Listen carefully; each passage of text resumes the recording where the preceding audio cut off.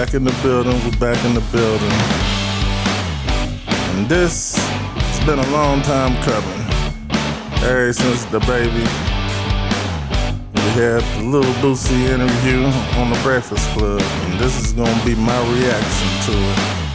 And I'm going to be breaking down what Boosie was trying to say. Because, you know, they played the religion game on Boosie. And we're going to talk about it. Oh yeah, we gonna talk about this. We gonna talk about this.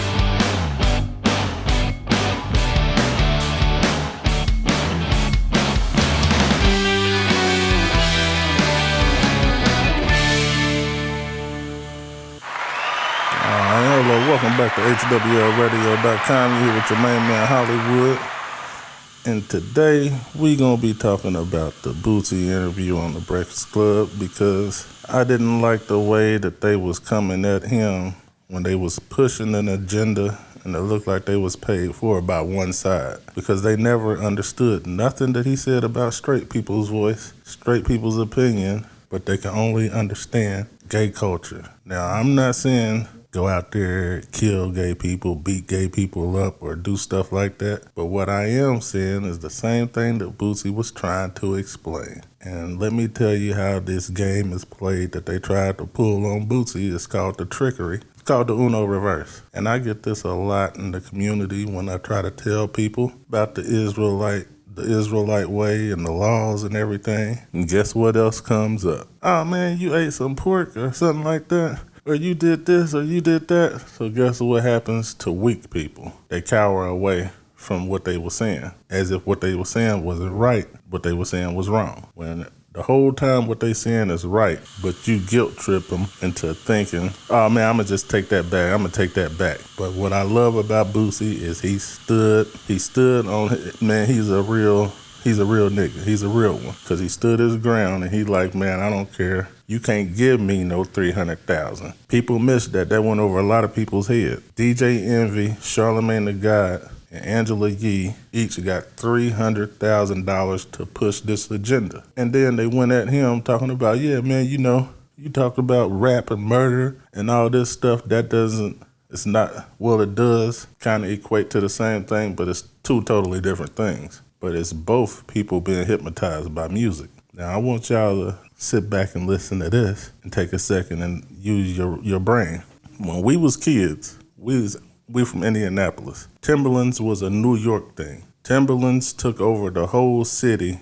Why did they take over the whole city? I mean, well, not the whole city, the whole nation. Why did they take over the whole nation? Because they put them in a music video. It was part of the culture. So what is today's Timberlands? What is today's part of culture? That's the 9 times out of 10 is what you're going to be raising up. 80%, at least 80% of us got into gangs, gang banging and shooting and everything because we was influenced by the music and the videos on TV. And they know that they influence people because why does Prada, Fendi, and all these people go after the number one star on the ladies' side or the men's side and have them put on their clothes and go do your music video? You don't even got to pay us for that because you know what? I know a whole bunch of niggas that want to be just like y'all is going to go and purchase this stuff. And what I'm saying here is that Lil Nas X, there's nothing personally wrong with him, but the agenda that they got him pushing is totally wrong, and it's going to rub a whole bunch of people the wrong way,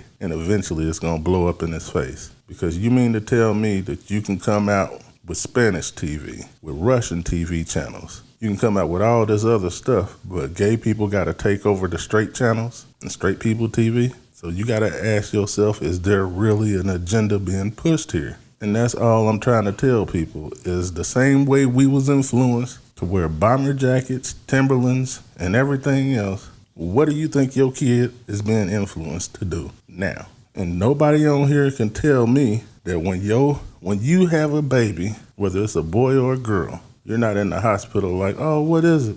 Oh, it's a girl. You have a little girl.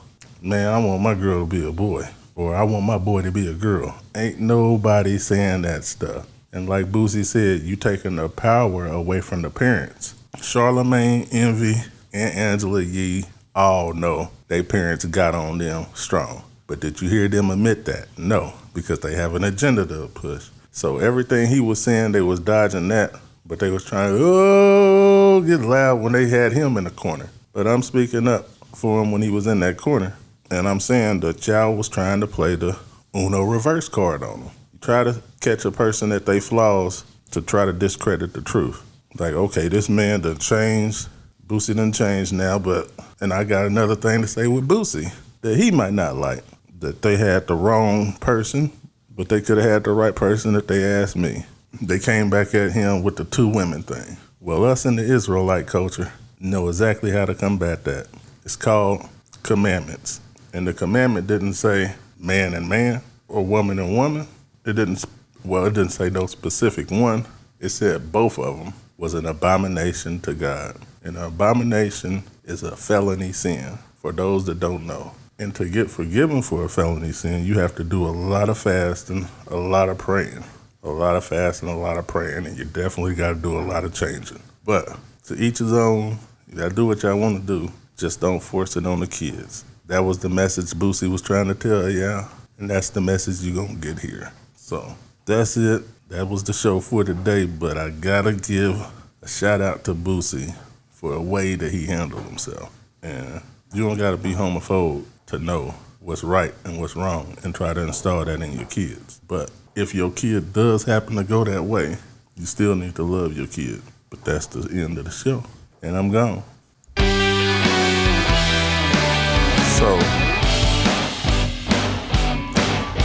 I just wanted to get that out there because I see that it's a dirty game out here. Then they like, man, you gonna get banned from YouTube. YouTube done already banned my channel. They done already banned it, there ain't no coming back from it. They done already marked me as a talker. So I might as well get on here and talk more. But I won't be swayed by the more views you give me and stuff to try to, like, I'm gonna let this channel out there and he obey. There's no more of that. You gotta stand up for what's right, for you don't have nothing right to stand up for. And that's what Boosie's point was. So till next time, man.